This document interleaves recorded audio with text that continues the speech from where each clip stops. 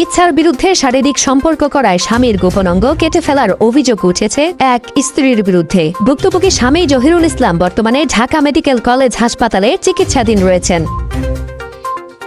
নারায়ণগঞ্জের সিদ্ধিরগঞ্জের নাসিক ৩ নং ওয়ার্ডের দক্ষিণ ছানারপাড় এলাকার এই ঘটনা এলাকায় চাঞ্চল্য সৃষ্টি করেছে।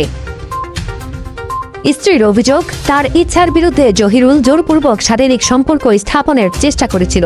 এ নিয়ে স্বামী স্ত্রীর মধ্যে কথা কাটাকাটি ও ঝগড়া শুরু হয়। এক পর্যায়ে ক্ষিপ্ত হয়ে স্ত্রী ধারালো অস্ত্র দিয়ে জহিরুলের গোপন অঙ্গ কেটে দেন। অভিযুক্ত স্ত্রী সাবিকুন্নাহার মিমের দাবি, জহিরুলের সঙ্গে দীর্ঘদিন ধরে দাম্পত্য কলহ চলছিল। ২০২৩ সালের ২৭ সেপ্টেম্বর তাদের মৌখিকভাবে তালাক হলেও জহিরুল নিয়মিত তার কাছে আসা যাওয়া করতেন বলে অভিযোগ করেন তিনি। ঘটনার সত্যতা নিশ্চিত করেন নারায়ণগঞ্জের সিদ্ধিরগঞ্জ থানার ওসি মোহাম্মদ এমদাদুল হক।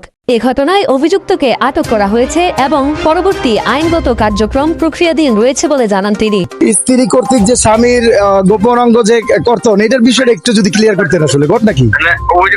ওইটা ভাই ওই যে স্বামীর সাথে মামলা ছিল, তো এখন আরেকটা বিয়ে করছে, এটার যে জড়িয়ে আমরা স্ত্রীকে ধরছি ভাই, এটা মামলা হয়েছে, কোর্টেও চালান দিয়ে দিচ্ছি। আচ্ছা আচ্ছা আচ্ছা, মানে আইনগত ব্যবস্থা নেওয়া হয়েছে নাকি?